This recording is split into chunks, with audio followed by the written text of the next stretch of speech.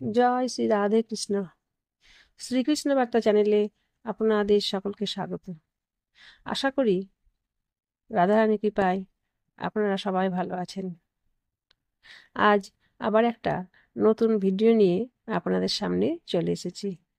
আপনারা যারা একাদশী ব্রত পালন করেন তারা জানেন যে বছরে 24টি একাদশী ব্রত পালন করতে হয় এবং প্রত্যেক একাদশী ব্রতের আলাদা আলাদা নামও আছে। কিন্তু আপনারা জানেন কি, একাদশী ব্রতের মতো কিছু দ্বাদশী ব্রত আছে যা আমাদের পালন করা উচিত।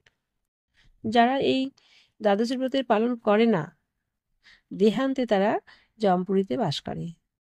এই দ্বাদশী ব্রতের আলাদা আলাদা নামও আছে।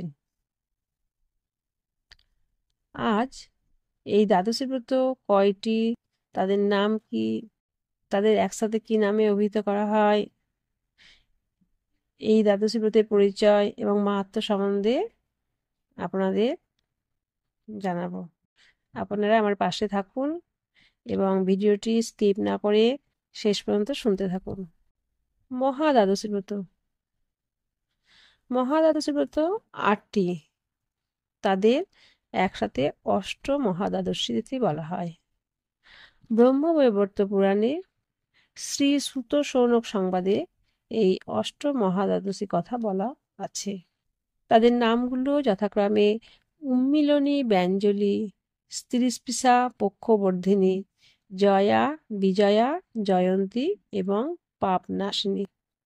শ্রীসূত এবং শৌনক সংবাদে বলা আছে উম্মিলনী, ব্যঞ্জলি, তিস্পৃশা, পক্ষবর্ধিনী, জয়া, বিজয়া চৈব জয়ন্তী পাপনাশিনী, দ্বাদশহাষ্ট মহাপুণ্যা সর্বপাপহরা দ্বিজো তিথি যোগেন জায়ন্তে চতস্রশ্চ পরস্তথা নক্ষত্র যোগাচ্চ বলাৎ পাপং প্রশময়ন্তি তা।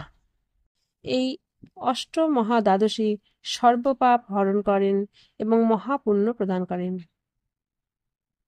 এই অষ্টমহাদ্বাদশীর মধ্যে 4টি দ্বাদশী তিথিযোগে আবির্ভূত হন। তারা হলেন উম্মিলনী, ব্যঞ্জলি, স্ত্রীস্পৃশা এবং পক্ষবর্ধিনী। এই 4টি মহাদ্বাদশী তিথিযোগে আবির্ভূত হন এবং জয়া, বিজয়া, জয়ন্তী এবং পাপনাশিনী এই 4টি মহাদ্বাদশী নক্ষত্রের কারণে আবির্ভূত হন। এখন প্রত্যেক দ্বাদশী ব্রতের পরিচয় এবং মাহাত্ম্য সম্বন্ধে আমি আলোচনা করব। উম্মিলনী দ্বাদশী ব্রত। একটি সূর্যোদয় হতে পরবর্তী সূর্যোদয় পর্যন্ত যখন একাদশী তিথি থাকে এবং পরের দিন দ্বাদশী তিথি হয়, তখন সেই দ্বাদশী তিথিকে উম্মিলনী দ্বাদশী তিথি নামে পরিচিত করা হয়। এই দ্বাদশী তিথি সর্বপাপ নাশ করে এবং মহাপুণ্য প্রদান করে। এরকম হলে দ্বাদশী তিথিতে উপবাস করে ত্রয়োদশীতে পালন করতে হবে। পদ্মপুরাণে এই মহাদ্বাদশীর মাহাত্ম্য বর্ণিত আছে। এক সময় অম্বরীশ মহারাজের রাজভবনে গৌতম মুনি উপস্থিত হলে রাজা প্রফুল্ল চিত্তে তাকে জিজ্ঞেস করলেন, হে ব্রাহ্মণ শ্রেষ্ঠ, কর্মবন্ধন মোচন ও বৈকুণ্ঠগতি লাভ হয় এমন কোনো বৈষ্ণব ব্রতের কথা কৃপা করে আমাকে উপদেশ করুন। উত্তরে গৌতম ঋষি বললেন, হে রাজন, পূর্বে ভগবান শ্রীবিষ্ণু আমার ভক্তিতে সন্তুষ্ট হয়ে স্বয়ং উম্মিলনী ব্রতের উপদেশ করেছিলেন। ত্রিভুবনের সকল তীর্থ, যজ্ঞ, বেদ ও তপস্যা এই ব্রতের কোটি অংশের এক অংশের সমান নয়। যে মাসে উম্মিলনীর তিথির আবির্ভাব হয় সেই মাসে ভগবানের নাম উচ্চারণ করে যথাবিধি মধুসূদনের পূজা করতে হবে। ব্রহ্মবৈবর্ত পুরাণে বলা হয়েছে যে এ ব্রতের দান, হোম প্রভৃতি সবই অক্ষয় হয়ে থাকে। এ ব্রত অনুষ্ঠান না করা হলে মানুষকে যম যন্ত্রণা ভোগ করতে হয়। এবার বলছি ব্যঞ্জলি মহাদ্বাদশীর কথা। সূর্যোদয় থেকে আরম্ভ করে একাদশী তিথি পূর্ণ হলে এবং দ্বাদশীও পূর্ণ হয়ে তার পরের দিন ত্রয়োদশীতে কিছু অংশ থাকলে ওই দ্বাদশী তিথিকে ব্যঞ্জলি দ্বাদশী তিথি বলা হয়। এক্ষেত্রে একাদশীতে উপবাস না করে ওই দ্বাদশী তিথিতে উপবাস করতে হবে এবং পরের দিন দ্বাদশীর মধ্যেই পালন করতে হবে। ত্রয়োদশীতে পালন করা নিষেধ। পদ্মপুরাণে বলা হয়েছে যে এই দ্বাদশী ব্রত শ্রীহরির অত্যন্ত প্রিয়।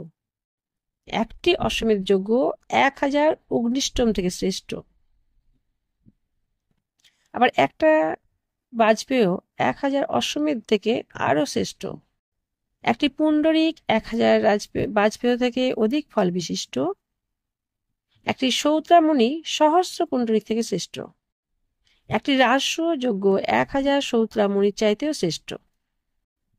কিন্তু একটি ব্যঞ্জলি ব্রত সহস্র রাজস্ব যজ্ঞ অপেক্ষাও অধিকতর শ্রেষ্ঠ।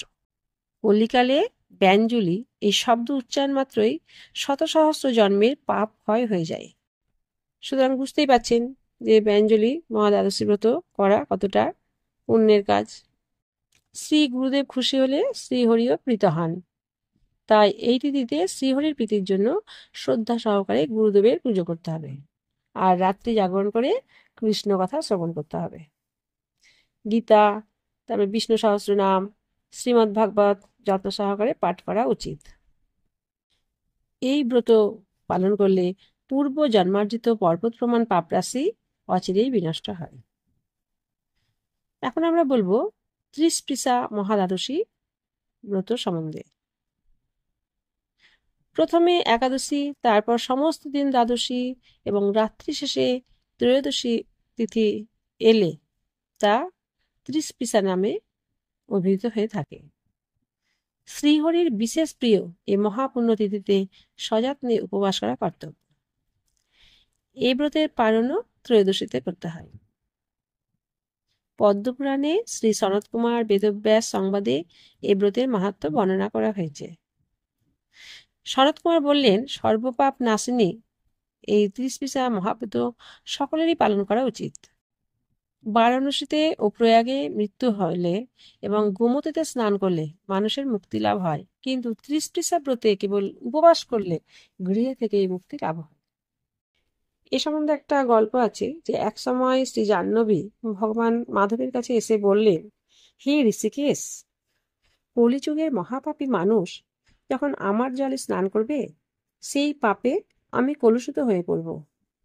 এ থেকে পরিত্রাণের উপায় কি? তখন শ্রীমাধব বললেন, হে গঙ্গে, সর্বকলুষ বিনাশী ত্রিস্পৃশা ব্রত তুমি পালন করো। ভগবানের নির্দেশে গঙ্গা দেবী ত্রিস্পৃশা ব্রত পালন করে কলির কলুষ থেকে মুক্ত হন। তাই মুক্তিদানকারী ত্রিস্পৃশা ব্রতের অনুষ্ঠান করা কর্তব্য। এখন আমরা বলবো পক্ষবর্ধিনী মহাদ্বাদশী সম্বন্ধে।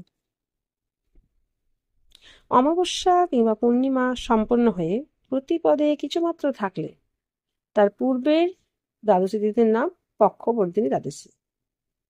এই অবস্থায় একাদশীর দিন উপবাস না করে দ্বাদশীতেই উপবাস করতে হয়। অনন্ত কলুষ বিনাশকারী এই দ্বাদশী ব্রত পরিত্যাগকারীকে বহু বছর নরকে বাস করতে হয়। এই ব্রত পালনে 10,000 অশ্বমেধ যজ্ঞের ফল লাভ হয়ে থাকে। এরপর আমরা জানব জয়া মহাদ্বাদশী সম্বন্ধে। ব্রহ্মপুরাণে শ্রী বশিষ্ঠ মান্ধাতা সংবাদে এই মহাদ্বাদশীর কথা বলা হয়েছে। শুক্লপক্ষের দ্বাদশীতে পুনর্বসু নক্ষত্র যুক্ত হলে তাকে সর্বোত্তমা জয়া মহাদ্বাদশী বলা হয়। এই ব্রত উপবাসে ভয়ঙ্কর নরক যন্ত্রণা থেকে পরিত্রাণ লাভ হয় এবং অগ্নি অষ্টমাদি যজ্ঞের ফল পাওয়া যায়। এরপর আমরা আলোচনা করব বিজয়া মহাদ্বাদশী সম্বন্ধে। শুক্লপক্ষের দ্বাদশী তিথিতে শ্রবণা নক্ষত্রের যোগ হলে সেই মহাপবিত্র দ্বাদশীকে বিজয়া মহাদ্বাদশী বলা হয়। ভাদ্র মাসে বুধবারে বিজয়া মহাদ্বাদশী ব্রত পালন করলে সমস্ত ব্রত থেকে এ ব্রতের মাহাত্ম্য বেশি পাওয়া যায়। বিষ্ণু ধর্মোত্তরে এ ব্রতের মাহাত্ম্য প্রসঙ্গে বলা হয়েছে যে এই তিথিতে পবিত্র তীর্থে স্নান করে সমস্ত তীর্থ স্নানের ফল পাওয়া যায়। সারা বৎসরে পূজার ফল কেবল এই ব্রত পালনেই লাভ হয়। এই দিনে একবার মাত্র ভগবানের নাম জপে 1000 বার জপের ফল অর্জিত হয়। আর এই তিথিতে দান, বৈষ্ণব ভোজন, হোম, উপবাসে 1000 গুণ বেশি লাভ হয়ে থাকে। এরপর আমরা আলোচনা করব জয়ন্তী মহাদ্বাদশী সম্বন্ধে। শুক্লপক্ষের দ্বাদশী তিথিতে রোহিণী নক্ষত্র যুক্ত হলে সেই পবিত্র দ্বাদশীকে জয়ন্তী মহাদ্বাদশী বলা হয়। এই প্রসঙ্গে শ্রীব্রহ্মপুরাণে বলা হয়েছে যে সমস্ত পাপ হরণকারী এই তিথিতে শ্রীহরির পুজো সহকারে ব্রত উপবাসে 7 জন্মের পাপ দূর হয়ে যায়। এই তিথিতে শ্রীকৃষ্ণের পূজা বিশেষভাবে করতে হয়। শ্রীহরির অত্যন্ত প্রীতিকর এই ব্রতের অনুষ্ঠানে সকল মনোবাসনা পূর্ণ ও বিষ্ণু লোকে গতি হয়। এরপর আমরা আলোচনা করব পাপ নাশিনী মহাদ্বাদশী সম্বন্ধে। শুক্লপক্ষের দ্বাদশী তিথিতে পূষা নক্ষত্রের যোগ হলে সেই দ্বাদশীকে পাপ নাশিনী দ্বাদশী বলা হয়। ব্রহ্মপুরাণে বলা হয়েছে যে মহাপুণ্য স্বরূপিণী এই তিথিতে মহারাজ সগর, প্রকুস্থ, ধুন্ধুমার ও গাধী শ্রীহরির উপাসনা করে শশাকরা পৃথিবীর রাজা হয়েছিলেন। এ ব্রত উপবাসে কায়িক, বাচিক, মানসিক সমস্ত পাপ থেকে মুক্তি লাভ হয়। পূষা নক্ষত্রযুক্তা এই দ্বাদশীর উপবাসে 1000 একাদশীর ফল লাভ হয়ে থাকে। এই তিথিতে স্নান, দান, জপ, হোম, বেদ অধ্যয়ন আদি অনন্ত গুণ ফল প্রদান করে। সুতরাং বুঝতেই পারছেন যে মহাদ্বাদশী ব্রত পালন করা কতটা পুণ্যের। আপনারা যারা পারবেন তারা ভক্তি সহকারে এই মহাদ্বাদশী ব্রতের পালন করবেন। এখন আমরা এই মহাদ্বাদশী ব্রত কথা পাঠ করব, আপনারা শ্রবণ করুন। অষ্ট মহাদ্বাদশী। উন্মিলনী ব্যঞ্জলি ত্রিস্পৃশা পক্ষবর্ধিনী জয়া চ বিজয়া চৈব জয়ন্তী পাপ নাশিনী দ্বাদশহষ্ট মহাপুণ্যা সর্বপাপহরা দ্বিজ তিথি যোগেন জায়ন্তে চতুঃশ্চ পরস্তথা নক্ষত্র যোগাচ্চ বলাৎ পাপং প্রশময়ন্তি তা। উন্মিলনী ব্যঞ্জলি ত্রিস্পৃশা পক্ষবর্ধিনী জয়া বিজয়া জয়ন্তী ও পাপনাশিনী এই অষ্ট মহাদ্বাদশী মহাপুণ্যপ্রদা সর্বপাপ হরা হন, রাখেন মর্যাদা। প্রথম 4টি তিথি যোগেতে ঘটিত, অপর 4টি হন নক্ষত্রে সমুদ্ভূত। একটি সূর্যোদয় হইতে যখন পরবর্তী অবধি যে একাদশী হন, দ্বাদশী পরদিনে যদি বৃদ্ধি পায়, দ্বাদশীর বৃদ্ধি কিন্তু নাহি হয় তাই। উন্মিলনী নামে সেই দ্বাদশী যে খ্যাত, মহাপুণ্যা সর্বপাপ নাশক বিখ্যাত। তিথি একাদশী বৃদ্ধি না হয়ে যখন দ্বাদশী তিথি মাত্র হয় বিবর্ধন, ব্যঞ্জলি দ্বাদশী নামে হয় তাহা খ্যাত, পালনেতে মহাপাপ হয় দূরীভূত। একাদশী, দ্বাদশী ও ত্রয়োদশী তিথি এক দিবানিশি স্পর্শকারী উপস্থিতি। ত্রিস্পৃশা দ্বাদশী সব ঋষিগণ কয়, শ্রীহরির অতি প্রিয়া এই তিথি হয়।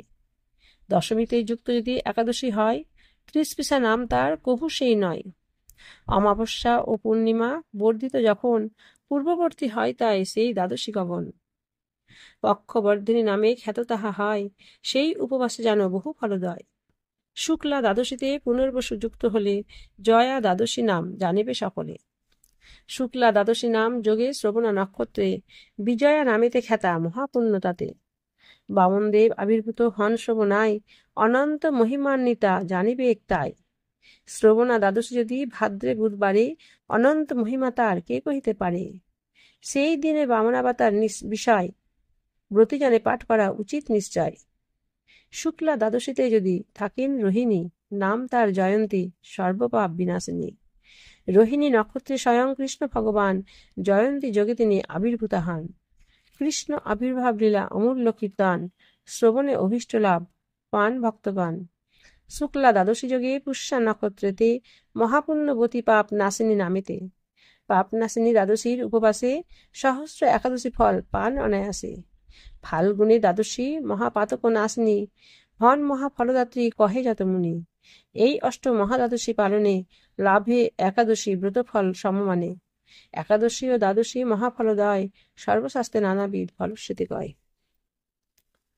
এতক্ষণ আমরা অষ্ট মহাদ্বাদশীর ব্রতকথা পাঠ ও মাহাত্ম্য বর্ণনা করলাম। আপনাদের যদি ভালো লাগে ভিডিওটি, তাহলে অবশ্যই একটা লাইক করবেন, এবং যদি কোনো ভুল ত্রুটি হয়ে থাকে কমেন্ট বক্সে কমেন্ট করে দেবেন, আর যতটা পারবেন পরিচিত জনের মধ্যে ভিডিওটি শেয়ার করে দেবেন। আর যদি পরবর্তীকালে কোনো নতুন নতুন ভিডিও সবার আগে শুনতে চান, তাহলে আমার এই চ্যানেলটি শ্রীকৃষ্ণ বার্তা চ্যানেলটি সাবস্ক্রাইব করবেন এবং পাশে থাকা বেল আইকনটিতে ক্লিক করে দেবেন, যাতে নতুন কোনো ভিডিও আপডেট হলে সবার আগে আপনি তা শুনতে পান। ধন্যবাদ। রাধে রাধে।